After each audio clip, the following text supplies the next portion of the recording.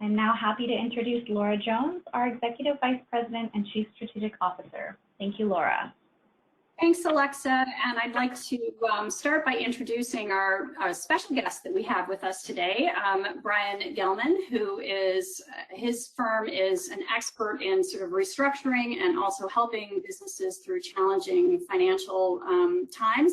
So we thought it would be, we've had experts on before from various government agencies to help navigate the programs, but we thought this would be really timely today. So, and he's got some great advice. We were, Brendan and I were chatting with him yesterday, great advice, no matter what stage your business is at in terms of kind of trying to stay afloat, or if you're looking at restructuring, or the more challenging difficult decision of whether or not to shut down. Bryan's got great advice for everyone. So I think you're really going to enjoy him. And I'm also joined today by Brendan and Rachel, who maybe, Brendan and Rachel, you can just pop up on your videos and wave hello to everybody.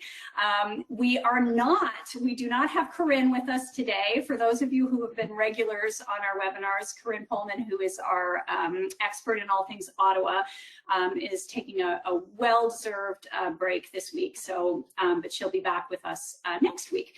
So with that, I will before we get back to Bryan, we're going to go through just a couple of quick updates. There's not a lot to report this week in terms of changes to the government programs, but we'll go through a few things quickly, and then we'll get right to Bryan, because I think he's going to give some great advice for everybody. I always start with our commitment to you, as you know, but if you're joining us for the first time, please check out our website. We use the questions from these webinars, as well as the questions we get on our surveys that we do regularly, to keep our frequently asked questions on our website updated. And so we're working on that all the time. Our counselors are working on it now. The questions that they get from you in various ways end up on our website, so it's a great resource. Also, you can call our counselors like Brendan and Rachel anytime, and we will take your calls and do our best to answer your questions. And so that's kind of our commitment to you. We're still working, for those of you who've been joining us for a couple of weeks now, we're still working on that webinar with EDC to answer the CEBA questions, and we'll keep you posted on how that progresses. On the next slide, you know, I like to start these things, for those of you who are new, I always like to start with just a few quotes that maybe you can draw some inspiration from. It's, you know, it's been such a tough slog for so many of us, so I just try to put a smile on people's faces with a couple of quotes, or maybe give you some inspiration, and these were some that we came up with that I think help. Your problems never cease, they just change. I think that's one we can all relate to.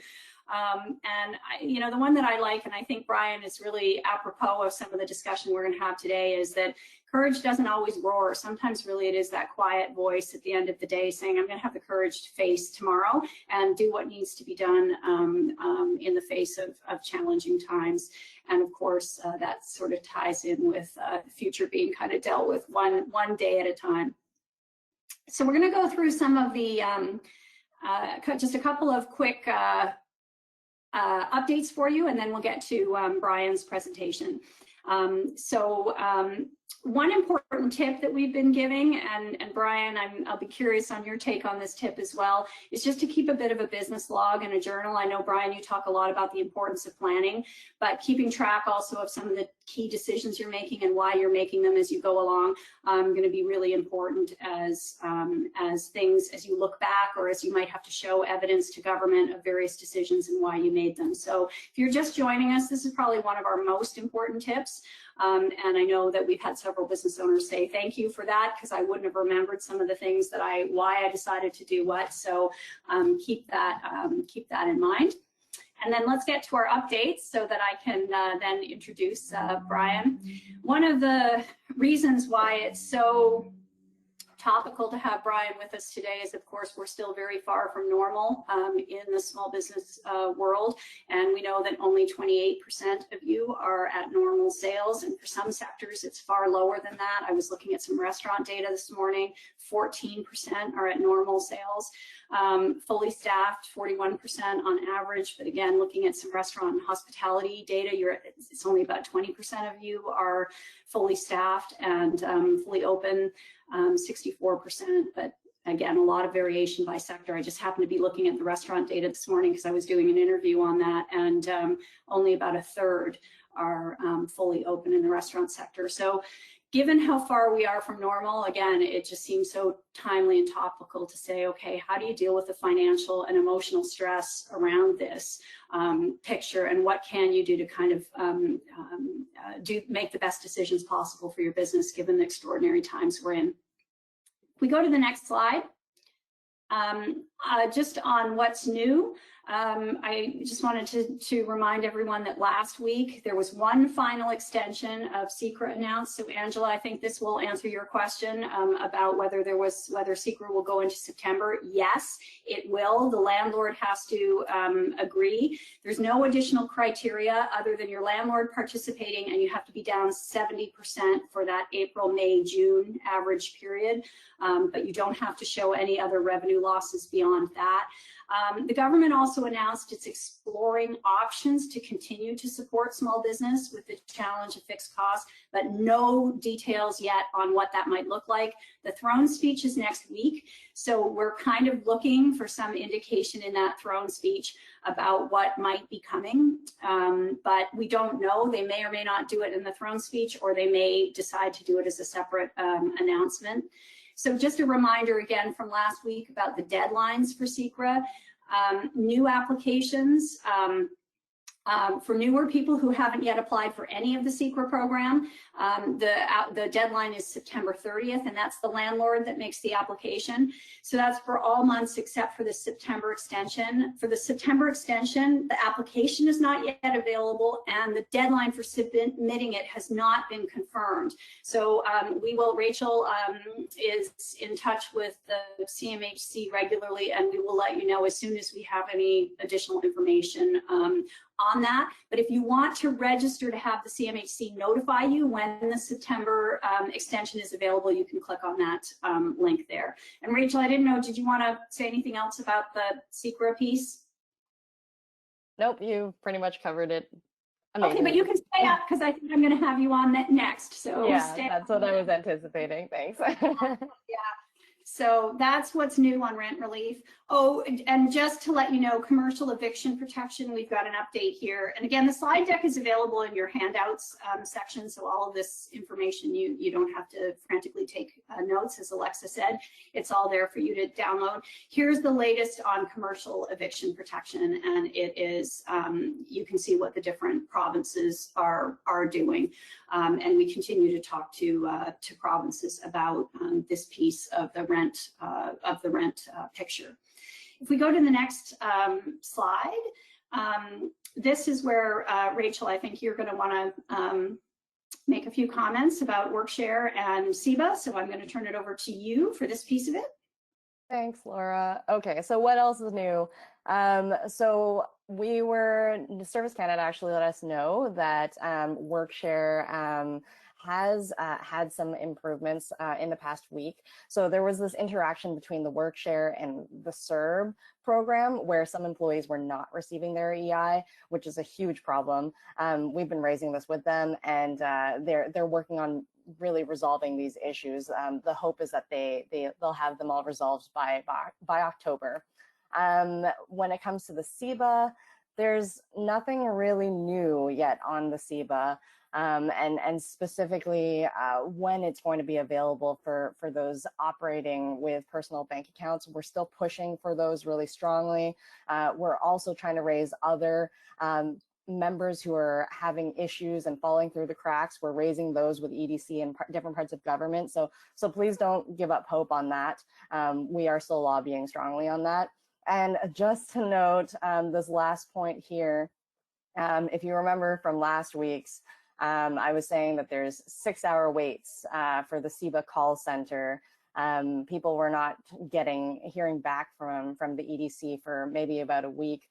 So the EDC has made this decision to, effective September 17th, to make the CEBA call center a callback center only. So when you give them a call at that phone number that we provided, you'll basically just leave your phone number and they'll give you a call back. Just be mindful that they do call back on the weekends every so often. So make sure that it's a phone number that you can pick up on the weekends as well. And we did also want to address two FAQs that we've been hearing a lot on our phone lines, and that is, when do we have to repay the CEWS? And this will mainly depend on your bank or financial institution. Some will let you pay now, others will let you pay depending on when you applied and were approved for the CEWS. But the idea is that you will not lose that forgivable portion as long as you pay it by December 31st, 2022. So we might have a couple of things to ask Bryan a little bit later, but if you don't have to incur any interest, because keep in mind this interest doesn't get paid, or it doesn't charge you, this loan doesn't charge you interest until December 31st, 2022. Now, the next one is, when is that forgivable loan? When is it taxable? And this kind of is a question that we have asked CRA, and they have said that it's taxable in the year that you actually receive that forgivable portion. So for the CEWS, what that looks like is whenever your bank officially provides you with some sort of letter or notice that you've received the forgivable portion, that's likely when you'll have to put it in your taxes. Back over to you, Laura. Thanks so much, Rachel. And I'm going to invite Bryan to share his screen now, and really excited to turn it over to him to talk about some of the key things you can do to, as you're looking at, a financial picture that might not be anywhere near normal for your business, how to kind of look at that and how to kind of protect yourself and make good decisions in these challenging financial times. So Bryan, without further ado, other than to say, it's wonderful to have a CFIB member helping other CFIB members. So thank you for agreeing to do this. And we look forward to hearing your presentation. And I'm going to stop sharing my screen so that Bryan can be center stage, but I'll be looking at your questions. And please, if you have questions for Bryan, type them in, and we'll do a good Q&A after he's done with his presentation. Perfect. Perfect. Okay, thank you, Laura, and for the CFIB team for having me. So, I think I'm going to start just by telling everybody what the topic is. So, obviously you can read the title. It's staying afloat, and the key actions that business owners can take. I'm a business owner. I started this business 10 years ago. I'm also a CFIB member. I totally understand how difficult it is and how stressful it is to operate a business, never mind during COVID-19. So, for those who are listening, I see we have many attendees today. I don't know what sectors you're in. And so what I'm going to do is try and stay very high level today. There's many different sectors of business out there, but I think I'm going to try and cover everybody off. So whether you're on the smaller side or on the more medium, smaller side, this is going to apply to everybody. As Laura said, I'm a licensed insolvency trustee. So I am licensed by the government of Canada, and really my job is to provide businesses and people with options, and that's all I do all day long. My business caters to, and not to sound sales pitchy, but this will help you understand what I do, it caters to small businesses and their owners. So I think it's really important that everybody stay listening and ask questions. Next slide, please. So the agenda for today is simple. We're going to talk about what you have to do as a business owner. So, you've obviously got to look at the impact that all of this is having on your business, but what does that mean? How do you conserve cash? There's lots of different ways, but we'll talk about it. What can you do to plan? Planning is critical, and what that means is cash flow forecasting. We're going to look at, who needs that? And I bet you that there's many businesses out there who have probably gotten the phone call from their bank if they have bank lending, or they've gotten the call from one of their suppliers who says, I need to get paid. And you're trying to figure out how to manage all that. So cash flow forecasting is critical. The last piece is, instead of just listening to your bank, say, okay, how are we going to manage through this? I think one question for you to ask your bank is, how can you guys help me? And the last topic is just, how do I help fellow businesses to look at their options and create a strategy? What's the process look like? Next slide, please. So impact analysis. I mean, I'm going to fly through this slide, but really, how has COVID-19 affected you? And that means, how does it affect your employees and your work environment? Okay, so in lots of cases, people aren't coming to work anymore. There's restriction on foreign travel. How has that impacted your business?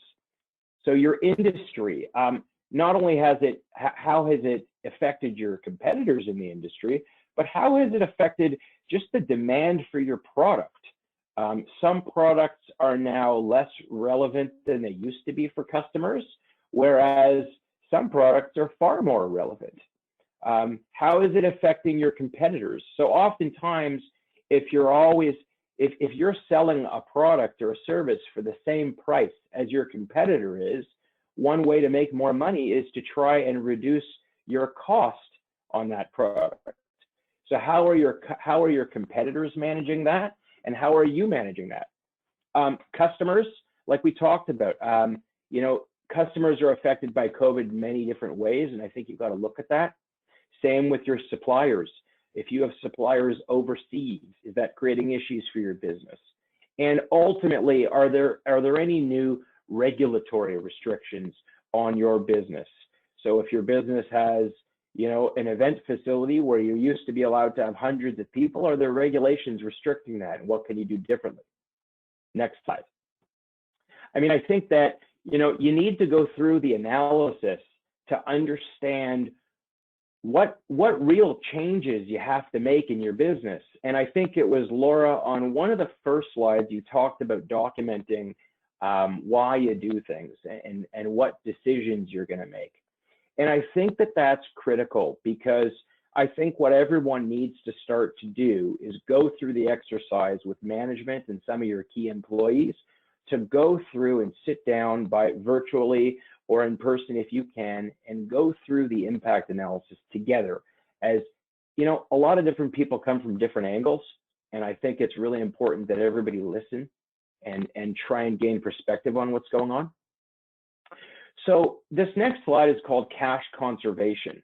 I mean, obviously, if you're not bringing in sales, you're going to want to conserve cash as much as possible.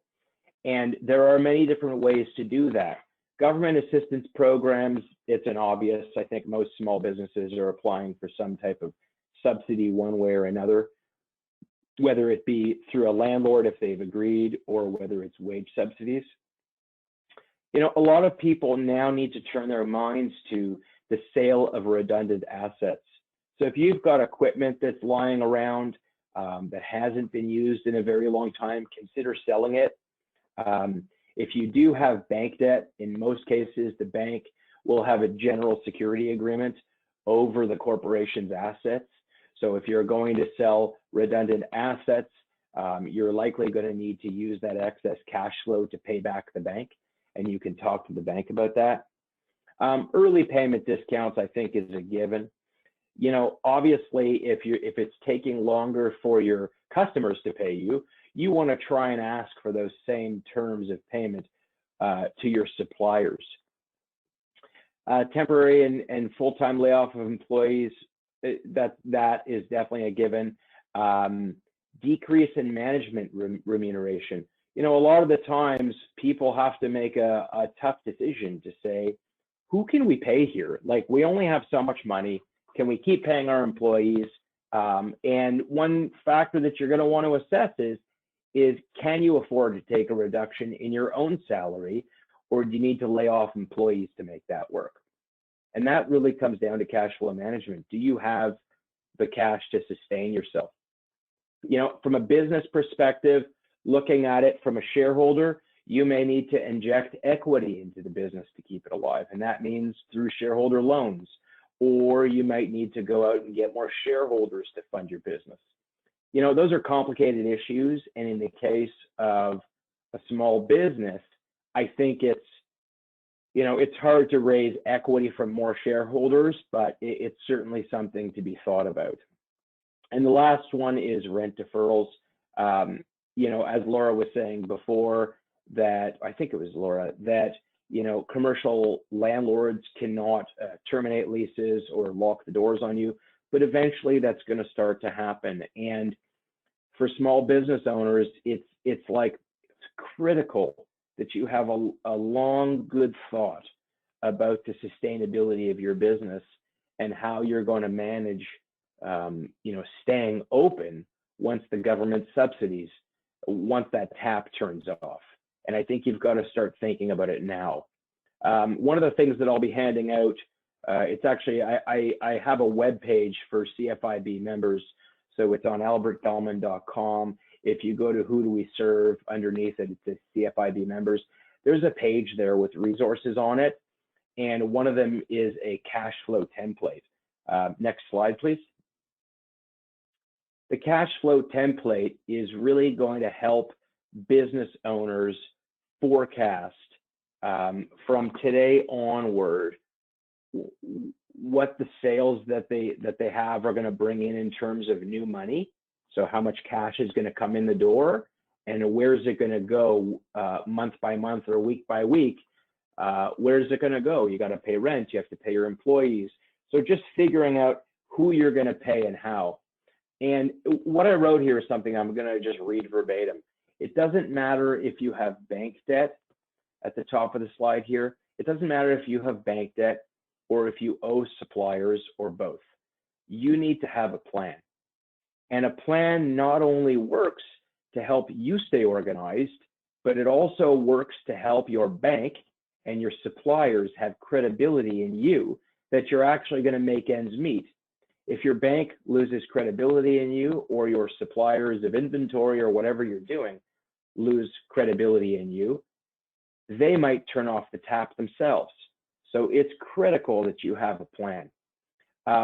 Really, a cash flow forecast is a document that week by week or month by month, as I said, helps you understand how much money you're bringing in and where's that money going.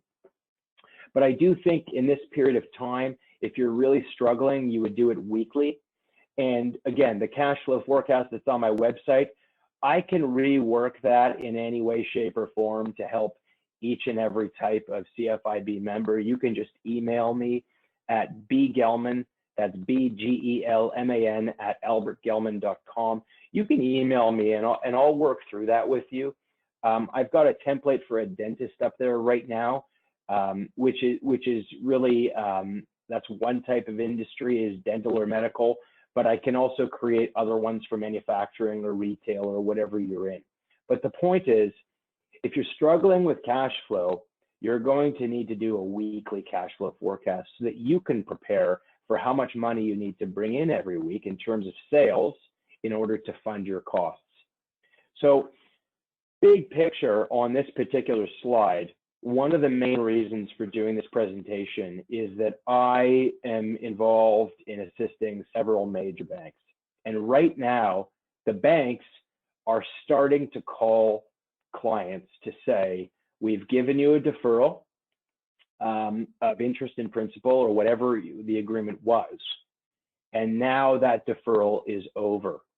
And it's so important for you to understand that the bank hires me in a lot of cases to go into these companies to figure out what the solutions are. And in a lot of cases, the bank wouldn't ask me to go in if the client themselves had a proper plan. So the key is, if you have a plan in place, if you've got a physical cash flow forecast that you've prepared, if you have the plan in place, it's going to give the bank a lot more, it's going to make them feel a lot better about your financial position, and it's going to be a lot less likely that they put in a consultant like me to help out with things. So to the extent that you can put together a cash flow forecast, the bank is going to ask you for that. There is no doubt about it. They're also going to ask you for other things like current financial information, current accounting is up to date, all that stuff. So to the extent that you can get all that ready now, even if your bank hasn't called you, the key is you need to get it ready for them. Oh, I'm hearing someone on the line there. Any question come through, Laura? Okay, no, I think you're okay to continue. That's well, the questions come through in writing, and we'll put them to you in a. So, I mean, I think whether you have a bank or whether you have suppliers, any creditor that you owe money to is going to want to know where you stand at any given point. So if you do have a bank and you owe them money and there's been a deferral, they will pick up the phone and call you. And if you're in breach of your loan agreement or you can't start to pay them back right away, they're going to want to know what your plan is. So you must have a cash flow forecast. And I can tell you, I work for several of the banks, and if you don't have it, they're going to put somebody like me in, which can get costly if you're not prepared. So try and get prepared by this. You can read here the other things that I've written on this slide to try and include in a forecast, but I'm going to move forward because I don't want to run out of time. Next slide, please. So there's a wide range of assistance that you can get from your lender or from any creditor that you owe money to. So number one, you're going to want to ask your bank if you're in breach of certain covenants, like you haven't gotten your financial statements and tax returns done. You're going to want to sort out with them the time frames that they'll allow you to do that. Two, let's say that the bank is giving you a loan on receivables. Sometimes they give you a loan on receivables. They'll give you 50% of the receivables that are outstanding in a line of credit. You might want to ask for 65%. So there's different ways of getting more money from the bank. Others are, you can always ask for another deferral of interest and principal payments. But if you don't have a plan, if you don't have a cash flow forecast and a projected income statement, they're not going to listen to you because they need a reason to support what you're asking for. So try and get your plans together. Other ways, if you have a term loan with your bank for 5 years, you can ask them to extend the amortization rate to 8 years or 10 years to drop the payments by enough, again, that will work with your plan. So if you've got a plan, you can come up with different ideas to get creative on what it is that the bank would be looking for. So basically, other items, I think we'll skip E. It's sometimes irrelevant, but F, banks are willing to extend you more credit if you need to make ends meet. But the key is, without a proper plan and without a proper projection, a cash flow projection, they're just not going to listen to you. So I've got the template. It's on my website. Again, albertgelman.com. You go to who do we serve, and it says CFIB members, and you can go in there, and there are some resources for you. But really, get in touch with me if you need help to get a cash flow forecast done.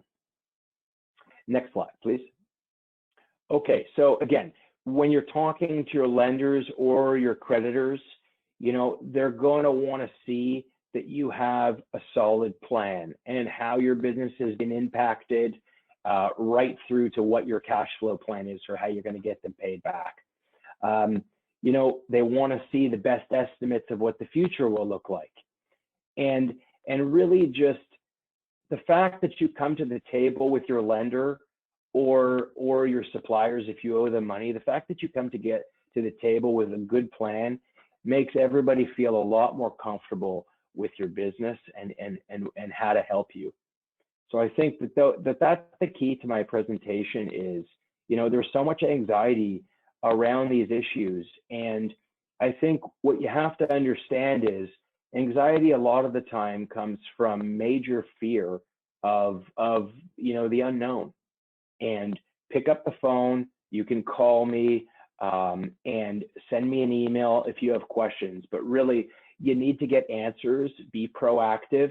Otherwise, when your creditors or your bank or your landlord calls you and asks you when they can collect rent or when the next bank payment will be, you'll actually have a plan in place to deal with it. it's oftentimes a lot better to give somebody bad news, like, I'm sorry, I can't pay you this month, but I have a plan, and here's what the plan is, as opposed to just giving the bad news. So next slide, please. There you go, questions. I think, there are many questions. I'm not sure if the questions are anonymous here. I'm pretty sure they are, but Laura, back to you, I guess. Yeah, great. I think you've probably got some questions that have come to you if you click on that questions box there. But but maybe I'll start with one, because I think, let me start with the toughest situation that business owners may be in. What do you do if, what do you do if the math just doesn't add up in your plan? And the math isn't adding up, and you're kind of faced with that really, in many cases, heartbreaking decision about your business. What are you hearing? How do you help people through that?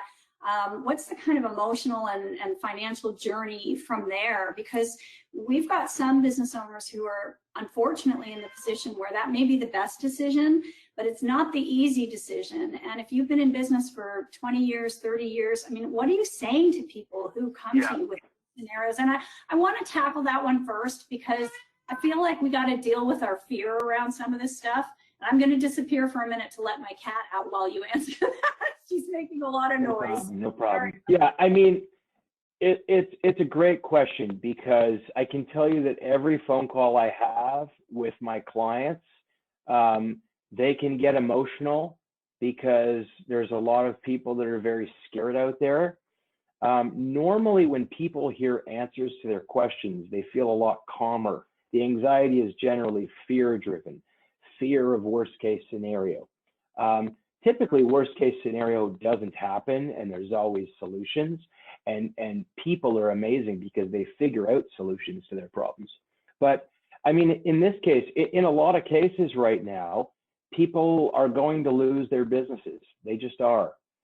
And my suggestion to you is this: when we speak, if you want to talk to me, it's great to have a second set of ears there, like a good friend or your spouse or partner, because what I found is, like, I had a call with a new client 2 days ago, or maybe it was yesterday, and basically I had been speaking to this man for 4 times already in 4 different phone calls, and he really was unsure which direction to go.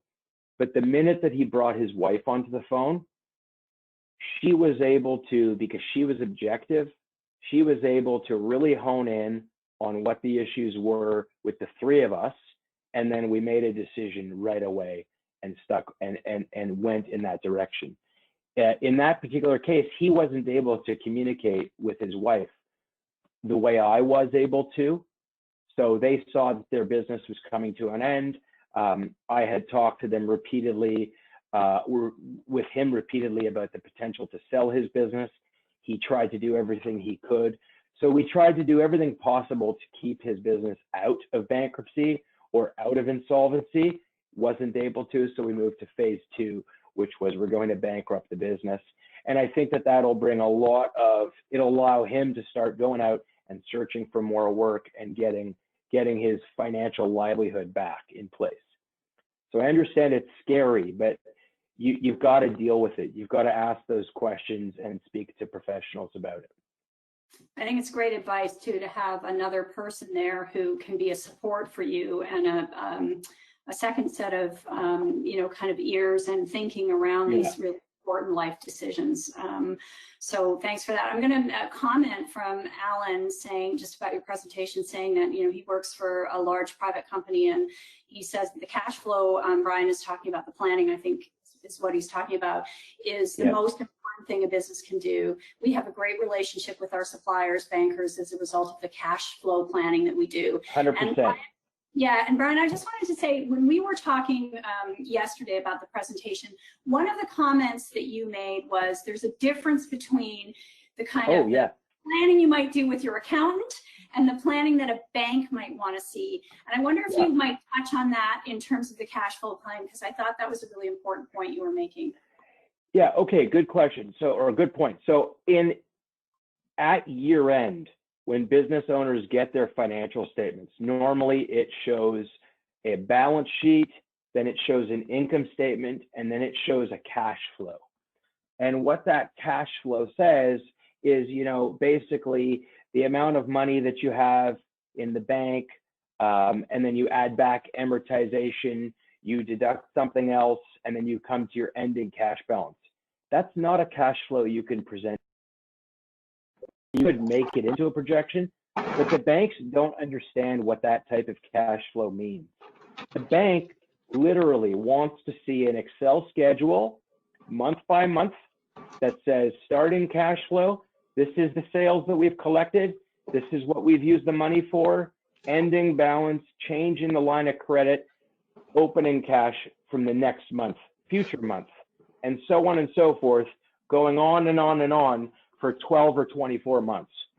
So really, I mean, unless you've done this before with the bank, you probably won't know what this cash flow looks like. But I've put a model on my webpage, and obviously that's for a professional practice, but I can rejig that model for a retailer, for a manufacturer without any issue whatsoever, and it's plug and play. So you don't have to pay me to do that. Basically, you'll go in and you'll use the template for your own benefit and tweak it as you need to. But I think the cash flow is a critical document to making your lenders and your creditors understand that you're organized and you have a plan. Without it, they'll want to. It's not a good thing. Yeah. So, Bryan, a couple of tough questions here. One from Pat. She runs a travel agency. You can imagine what kind of situation. Yep. I can assume Pat is a she. Could be a. Sorry. What can be included in a cash flow? Pat is asking what can be included in a cash flow forecast when the likelihood of cash income is very slim, such as with a travel agency. They don't have any debt, just ongoing expenses. Yeah, I mean the only items, if you have ongoing expenses, the only items that you're going to have in your cash flow in terms of receiving money is going to be your government subsidies. You can also include in there sale of redundant assets. You can also call your landlord and maybe negotiate with your other suppliers to get deposits back that you've put down. So anywhere that you can get money in the door is going to be at the top in terms of your cash flow. But really, I mean, if you've got no money coming in, zero, and you've only got expenses going out the door, you've really got to, if you can't increase your revenue, the only other thing to do is decrease your expenses. So if you've got no money coming in and you think that that's going to last for the long term, you've got to deal with your expenses like rent. Speak to your landlord about getting out of your lease. Look at the lease provisions. See if you've personally guaranteed it or not. If you haven't, you might want to look at just shutting the business down and leaving so that the landlord can start to collect rent from another tenant, or at least have the option. So, I mean, these are all things that, I mean, I would speak to people about on any given day. But if you've got a cash flow forecast with no revenue, you've really just got to reduce your expenses down to zero and try and find some other employment in the short term in order to make ends meet until you can get your travel agency back up. Great. And Ian's question is, if you decide to declare bankruptcy and owe money to a commercial bank and BDC, what is the process? So what would you say to Ian? Yeah, okay, so Ian, this is such a common question. I would say 90% of my client base has bank debt and another debt to BDC. Normally you'd have a bank debt with a line of credit, and then BDC would be a term loan for equipment, let's just say. You know, in normal cases, you'll have a personal guarantee to the bank, and you'll have a personal guarantee to BDC for either 100% or 25%, depending on the type of loan. But really, every client of mine that we have, when you can't just talk to BDC and the bank to say, you know, I'm stuck and it's a problem. You have to present the plan. And the question is, when do you present it and what information do you share with them?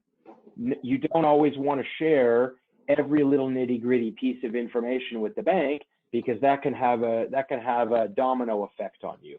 It can have a domino effect on your personal guarantees and what action the bank takes.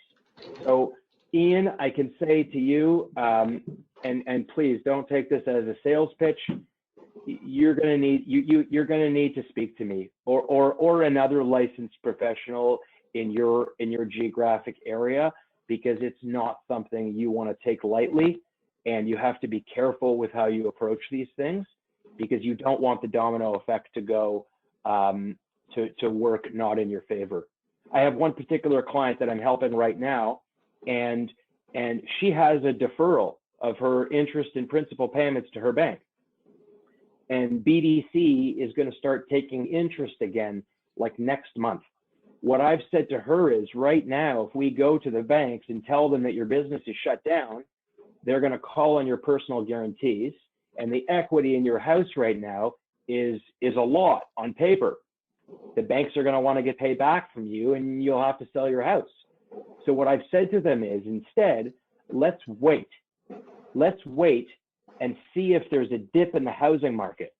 Because let's say in 3 months from now, the housing market somewhat goes down.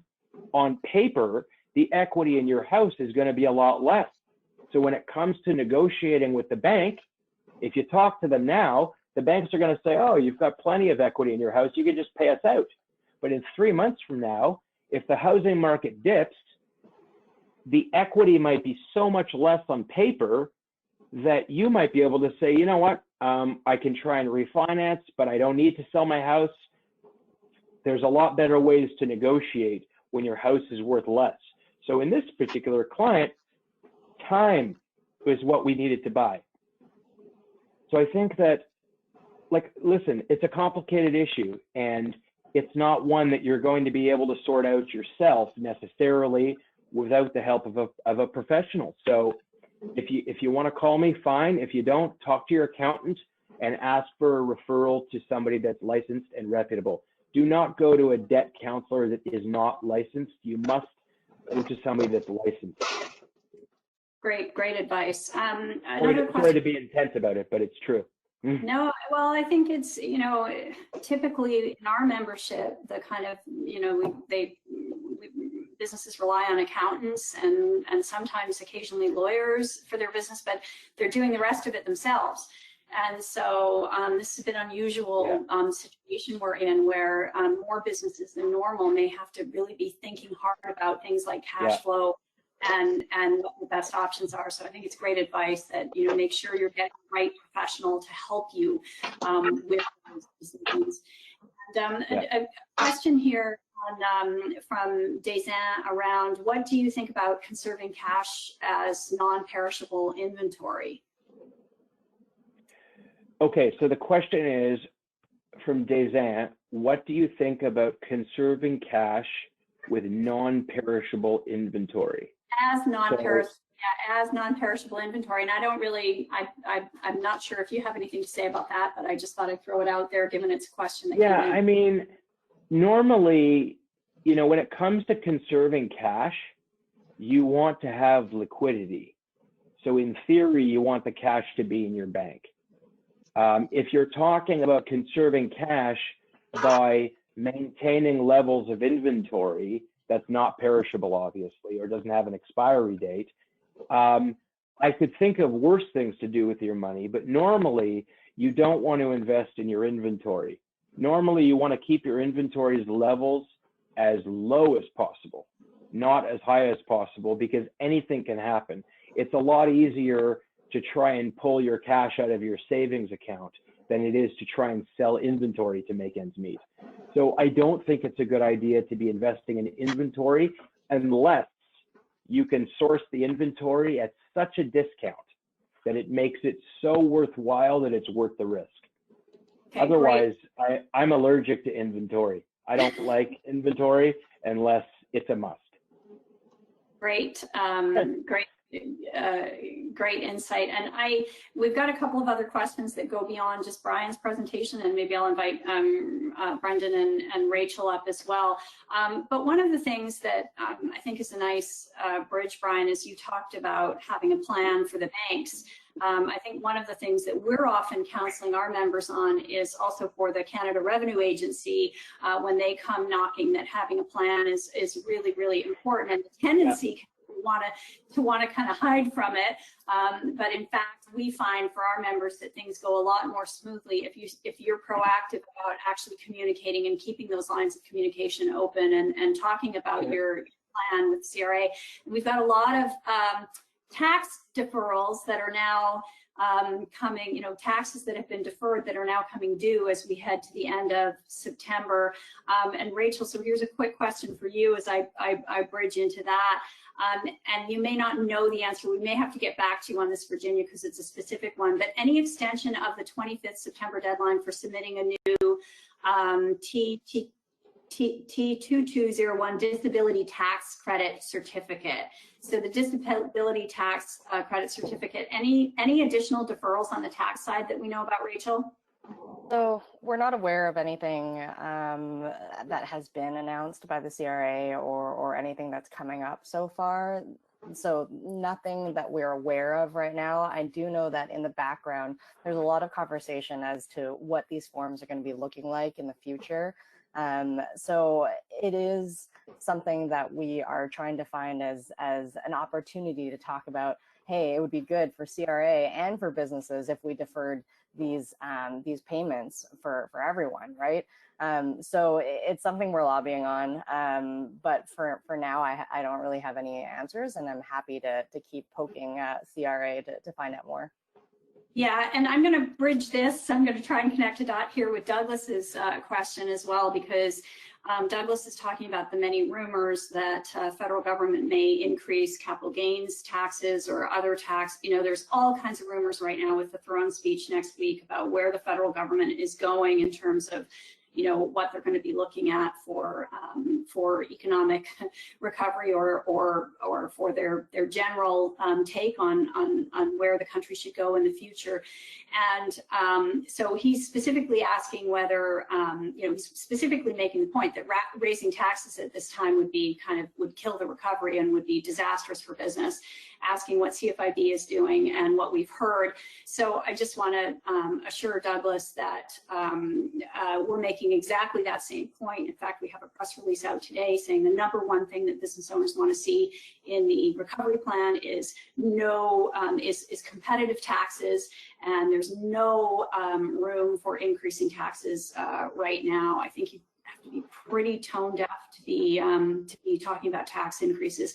And if they do that, we'll be all over them with the help of all of our members who I know will be engaged in that fight. It'll be a pretty big one if government decides that they think now might be the time for tax increases. So there's some evidence there.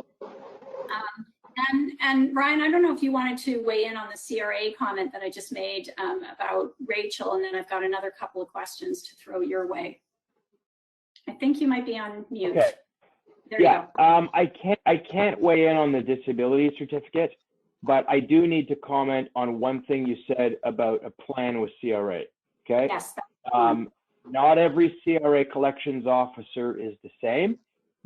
Their job is to collect in full for the government of Canada. It's nothing else. So you need to actually be very careful what you tell them, and be very careful what you give them. I'm not suggesting that they're going to be underhanded with you, but you do have to be careful. I would suggest for most small businesses that you do everything, and I mean everything, through your accountant, and you do not speak to CRA on your own. In fact, I would suggest that you don't ever speak to CRA. You let all the questions be dealt with through your accountant. Your accountant will then come to you, and you'll give answers, because the accountants filter all different kinds of questions from CRA all the time. They know what they're looking for and why. You might make an innocent comment thinking that you're being honest as can be, and that will come back to bite you. So be very careful with them. Go through your accountant. Well, let Rachel and Brendan weigh in on that too, because I know we're often the ones that get the desperate call when the bank account has been frozen, and you know that's really tricky, right? And so I don't know, Brendan and Rachel might have, but we're almost talking before the collection agent is said, you know, talk about a plan, negotiate a plan, and actually CFIB can often be very helpful in negotiating those plans. Good. I know, Rachel, you guys are often involved in that. So maybe I'll just give you a quick in on that one, and then I'll go to another question for Bryan. And just to let webinar participants who aren't regulars know, we typically go a little bit over. I try not to go more than quarter past the hour, but I've got a few more questions that I want to throw to Bryan after I let Brendan and Rachel get in on the CRA question. Yeah, I'm happy to talk about this one if you want to let me, Brendan. I often, because we seem to have, I'm kind of a BR counselor for the federal team, we often have contacts with CRA, which is why you constantly hear about Corinne saying, oh, Rachel will ask CRA. and I don't want businesses to shy away and be afraid of speaking to CRA, because they're not this overarching, like, terrifying thing that people should be afraid of, right? They're just trying to get their act together, just like everybody else during the pandemic, right? Yes, we have heard of scenarios where businesses have been really put into sticky situations with CRA, but I can tell you that the majority of situations that I have seen, it's not that it was one-sided. Yes, there are also many situations where some bad apples, some bad auditors have come into the picture, and there are ways, there are processes to find those bad apples and really report those as well. And it's really something that CFIB is helping CRA deal with. We really want to bridge that gap and make sure that people aren't afraid of something that should be quite simple. And so what I would really hope is that people aren't afraid to just call the CRA line if they have questions about the CEWS, about any of their programs. If you do get audited, I know we have lots of audits on the horizon with the CEWS, and you will be called. It's really there's a high probability that you will get a call from CRA just to check in on maybe your revenue calculations didn't make sense, right? And maybe they want to know exactly what you did just because it doesn't make sense based on what you had last year. So don't be afraid when you get that call. Just make sure you have your journal, your documentation. Like, that's the best way to protect yourself in these situations, is to be honest about what you have. And if there is a problem, we are here to help you. Feel free to send it to us, and we will escalate it to CRA and say something was not right here. That's great. So yeah, just make sure. I know, Brendan, we've intervened in many cases where there are those unreasonable collections practices with the CRA, and helped navigate plans and unfreeze bank accounts. It's not when we want to get the call, but if you're in that unfortunate situation, we have been able to help in several cases. I don't know if you want to say a quick word about that before I've got a couple more questions here for Bryan. I just wanted to add that we have regular meetings with CRA, and we constantly raise all these kinds of issues, as well as the number of audits and how they're dealt with. So these are things that we do talk about on a regular basis. Any quick words on that, Brendan? Oh, no, nothing beyond what Bryan and Rachel said. Is yeah, I mean, we obviously get the calls when there are bad apples and bad audits going on, or if our members are concerned or perhaps confused about what the auditor is requesting. And I certainly agree with both Rachel and Bryan, and they both make some great points. You know, don't be scared to discuss things with them, but also you do have to watch what you say in certain circumstances. You know, you don't want to necessarily let the devil into your kitchen, so give them what they ask and not much more. But also what Rachel said too is, you know, they should be a good source of information as well. And if you do get into a situation where your spidey senses are tingling, you've got experts like Bryan, you got people like Rachel in our neck of the woods as well, who have those contacts, and we're happy to insert ourselves into your quandrum as well. I think it's never be afraid to ask for help or a second opinion when you're worried about bill collectors, whether it's CRA or the bank or whoever else might be in there. Okay, Brian, I've got two more questions I want to put to you. One from Carol. In Carol's situation, BDO approached us with an outstanding debt for $43,000. Carol's offered 50% down and $1,000 per month until completion. If they don't accept, what else could they do? They're running at a 40 to 60% loss as is, and she provided a little further detail here that it's been sent to the Superior Court of Justice, and deadline for action is September 30th. So what advice, if any, would you give Carol? Okay, so BDO is normally the collections, they're an accounting firm, but they also have a contract with the banks like the Royal Bank of Canada for small business collections program. I think that that's what you're talking about. So really, what they're saying that it's going to court is they're starting a lawsuit against the company, and they're going to try and see how much they can get out of you, and they're pressuring you. One of the questions that I have is whether they have a security interest in your business, or if they're unsecured with no security interest, and or do they have personal guarantees in either case. So in each case, things are different, and it depends on what stage of the business you're at.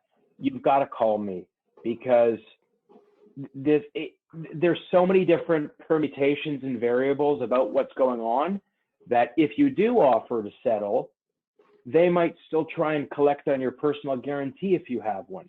If you do offer to settle and they reject it, you need to know what the consequences are. So, you know, it's a tough question to answer. Give me a call on that, please. Great. Okay, thanks. Tracy has so this will be the last question I put to you, Brian, and then I'll just ask Brendan or Rachel if they have any questions in their pile that they're waiting to answer. But Tracy's asking, if you need to shut down your business and you still have a few years in your lease agreement, and this is something we're hearing a lot about,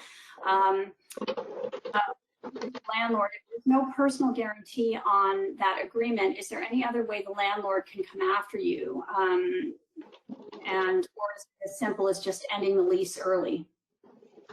Yeah, okay, so when it comes to a lease and there's no personal guarantee, if you shut the business down, the landlord can still try and collect from the corporation, but not you personally. The problem with that is you now have this company that's lingering out in the wind, and the landlord is going to keep trying to collect.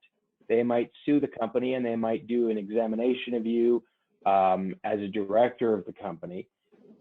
The key so in my practice, normally everybody is bankrupting those companies for two reasons. One, when you officially bankrupt the company, it limits the landlord's claim to 3 months from that date. So if it goes out 5 years from now, the bankruptcy will limit the landlord's claim to 90 days after that, or when the trustee terminates the lease. So once I terminate the lease, the landlord is out for good. There's no coming back. The other reason to do that is if you just shut your corporation and leave it, you know, lingering in the wind, you've got the problem without bankrupting it is you still have all of your corporate filing responsibilities with CRA, and the problem is you never know what can sneak up on you.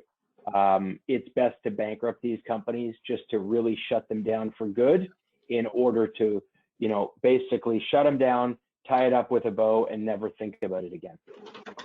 It kind of begs one other follow-up question, Brian, which is what's the downside of bankruptcy? Like, why might you, you know, if you were weighing that as an option, why might you choose not to do that? Or what should you be aware of that's sort of on the maybe the con side of that equation? Like, you just articulated some of the pros of that, but I mean, with a corporation, you know, the downside is cost. I mean, it could cost anywhere from $7,500 and up. 75 is, you know, for a small business with no assets, that's really what the cost is. That's what we charge typically for very small businesses. The other piece is, well, I mean, the only other thing I can think of is if there's personal guarantees. Otherwise, the corporation is a separate entity from yourself personally. It won't have any impact at all on personal credit. The only thing you have to be concerned about is director liabilities, like if HST is outstanding or payroll source deductions. The government can come after you personally as a director, or if you've given a personal guarantee to a bank. But if your HST and payroll are paid up in full and you don't have personal guarantees to the bank or the landlord, bankrupting it is, it's part of Canadian statute. It's a scary thing to say out loud, but it will not impact your life whatsoever. That's what people need to understand. It's just, it allows you to terminate the charter and shut the business down. Great. I have a question for Bryan about that, if that's okay. Yeah, and I've got one. Yeah, sure, Rachel. And I've got one more question I'm going to sneak in as well. So why don't you go ahead, Rachel, and ask yours quickly. Brendan, do you have any questions in your pile from business owners? I do. I have one I would like to address because it's a recurrent question from a number of different members. And the question is in relation to— Sorry, Brendan, I'm slide for a second. Sorry, Brendan, let me go to Rachel first, then I'm going to come to you. I'm just trying to figure out how much volume we've got to get through before my minute cut off. So Rachel, quickly to you, then to you, Brendan, and then I'm going to ask one more, and then we'll wrap up. Yeah, this one's actually for Bryan, and it's actually relating to bankruptcy that you were talking about.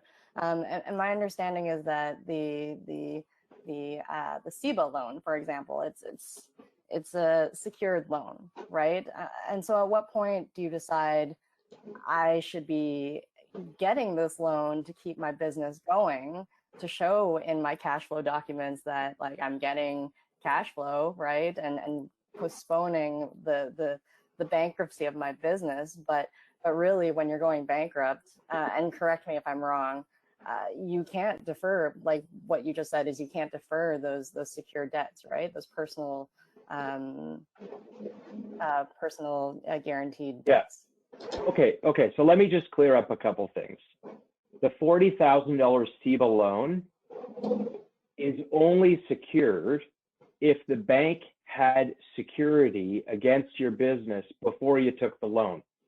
So if you have a CIBC loan for $500,000 and then you get a CEBA loan through CIBC for 40, the whole 540 is secured. But if you didn't have an existing loan from the bank that was secured against your business and you just get the CEBA loan, it's unsecured with no personal guarantees.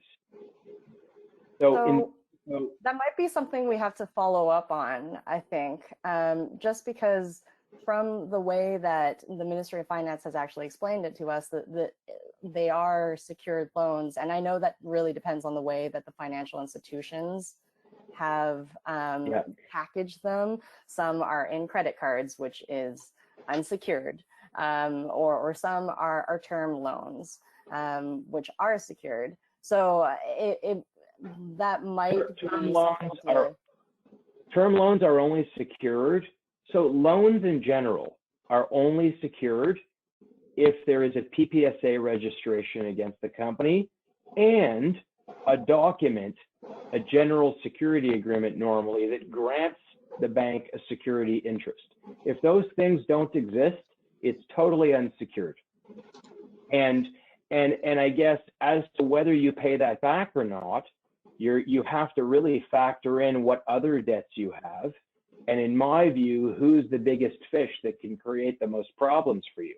So if you have an inventory supplier that's a far greater priority for you to pay to keep your business alive, and an unsecured CEBA loan, you're probably going to choose the inventory supplier first. I'm not trying to be too conclusive on that, but if your company goes bankrupt, for me, it's a simple question. Do they have a registered security interest or not? Right. So I hope that answers your question, Rachel. Well, the other piece on the CEWS, of course, is you talk about cash flow, and there was an earlier, we are getting a lot of questions on the issue of when to pay the loan back. When should I pay the loan back? We're sometimes getting questions, even should I take the loan if I don't need it? Like, should I take it? I don't need it, but maybe I should take it. Do you have any comments while we're talking about CEWS, just on, when you might think about paying it back, or how long to keep it? Because, an interest-free loan that you can have collecting interest for yourself, I mean, that seems like a little bit of a help with some of your cash. Yeah, okay, so number one, from a moral perspective, you're taking money that really should be used for the business operations of your company. It should be used to pay rent and salaries and that type of thing. It shouldn't be used. In fact, I think it's specifically in the guidelines, you cannot earn interest on it. You must use it to pay operational expenses. So in my view, if you don't need it for that, really consider not taking it, okay? To your second point, when to pay it back, this all comes down to cash flow. So right now, you know that in order to get the $10,000 forgiven, which really comes into income in December 2022, in my view, you should be doing a 24-month forecast. So from September 2020 to September 2022. And if you see, or whenever the deadline is, my point though is you need to know what your forecast is. And if you know that you're going to have the money from now forward, in my view, you should pay it back if you think you can sustain yourself. But I also believe in the train of thought that it's nice to have a rainy day slush fund where anything can happen again. We can get shut down again 3 months from now. And I'll tell you, if you gave back that $40,000, you're really going to be kicking yourself if that means you could pay 3 months of rent. So if it were me, I would want all the cash and all the liquidity as possible right now, and I would wait until the very last second to pay it back. That's what I would do personally. I think that's consistent with the advice that we're hearing from a lot of our accountant members that, look, take the loan, even if you, it's really tricky because, as you say, from a moral perspective, if you don't need it, there's, where we also early on were saying to members, look, take the help you need, but don't take more than that. But now with this incredible uncertainty heading into the fall and this wave, how do you know if you're going to need it? I mean, I think that's the question a lot of people are yeah.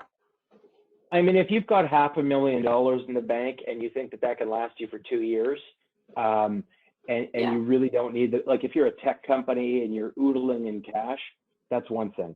But if you're a small business owner, I would say take the money. It's there. Take the money, use it for your operations, and then pay it back when you need to, but no sooner, because things are so fluid right now. Like hockey rinks, as an example, for parents, hockey rinks have now opened back up, right? But for those hockey rinks, they could shut down again in 3 months, and you might need the money again. So take it.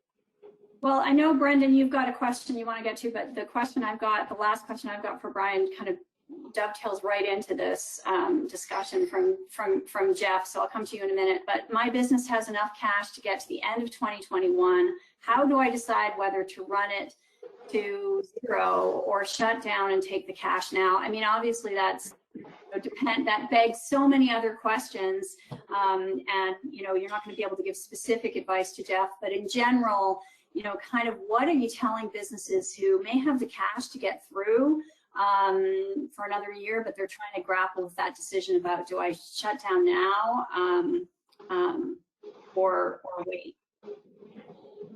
Yeah, so Laura, is that question for me? Yeah. Okay, so I mean, I guess what you need to do is you need to plan out.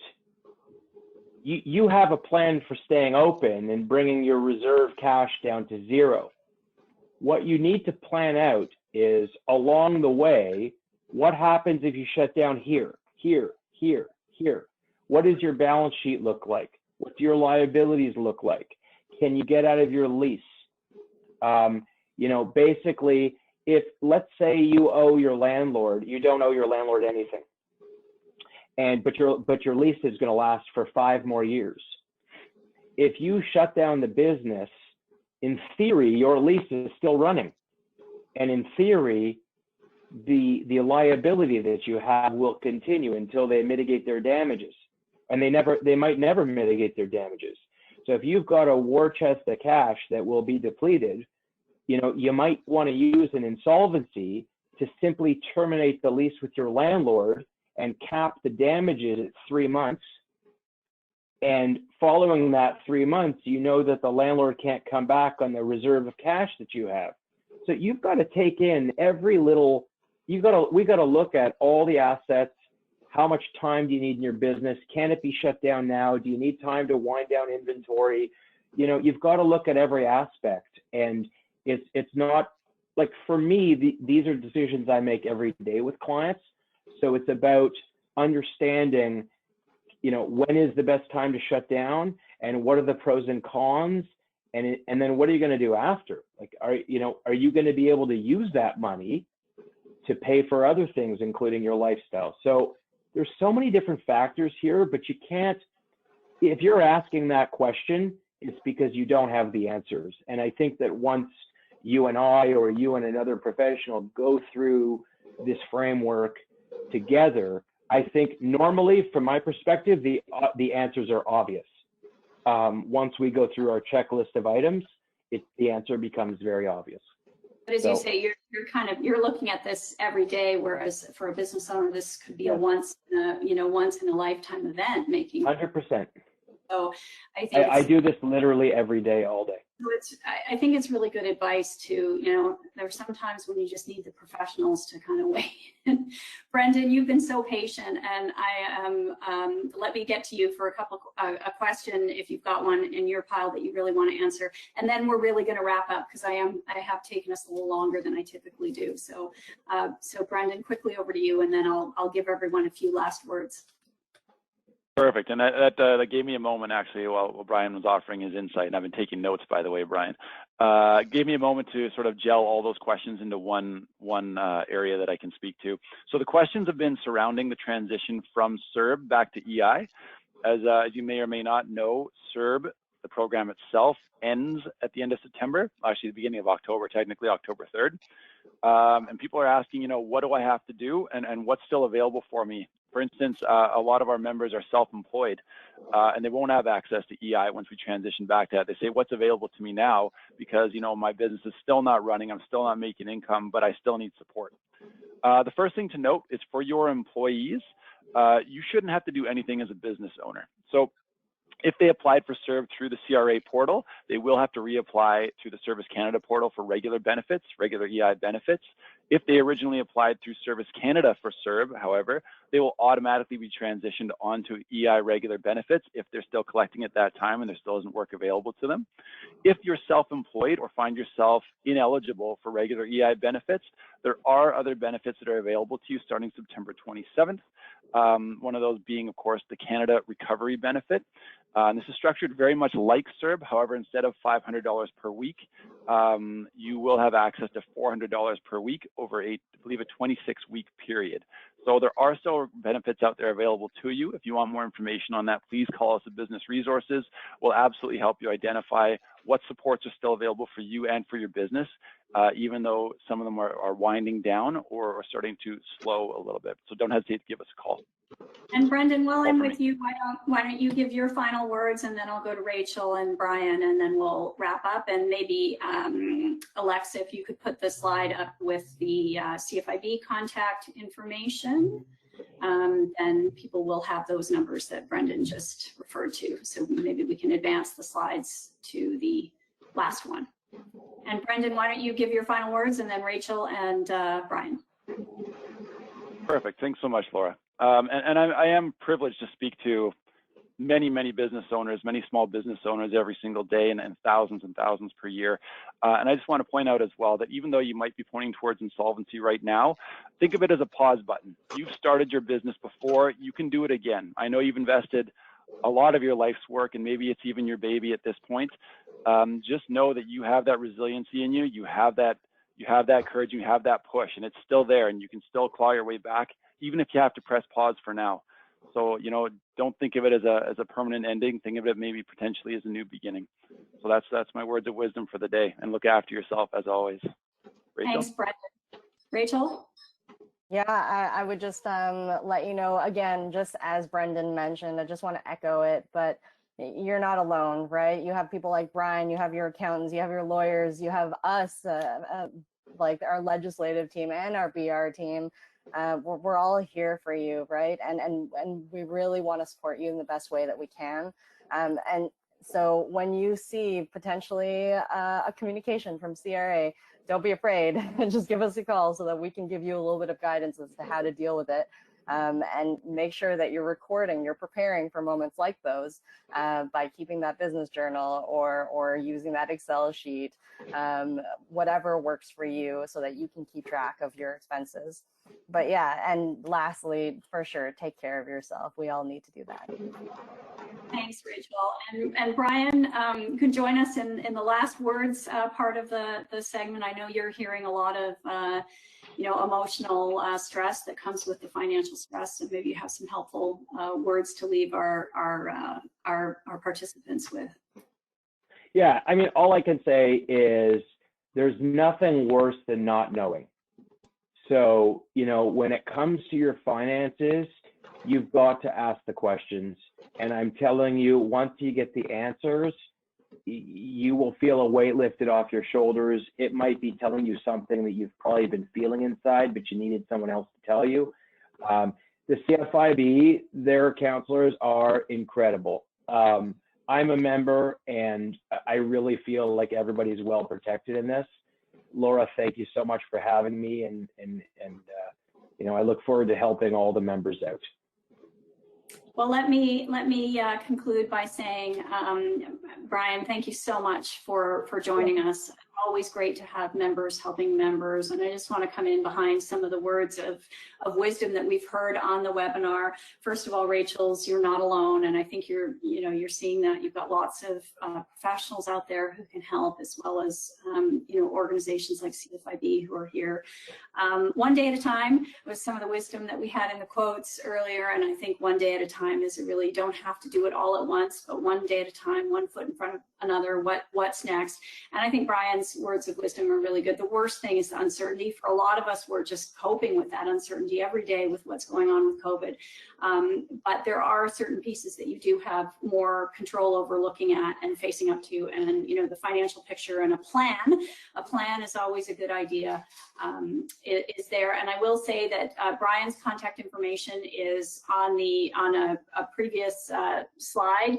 And, you know, I think Bryan has made the generous offer. He's obviously very happy to help. There were a few specific people who had some very specific questions who you may benefit from talking to him directly. So there is his contact information. And Bryan, I think we're going to continue to work together. You said you'd help our counselors, which is great, get some information. And we also put together advice sheets and that kind of thing. So we'll keep working together with you and get some good FAQs, I think. Thank you. For our members, and just thank you again for joining us. And with that, I will end the webinar, and we look forward to being in touch one way or another with you, our members. For those of you that we'll see next week, we'll welcome Corinne back. So thanks, everyone.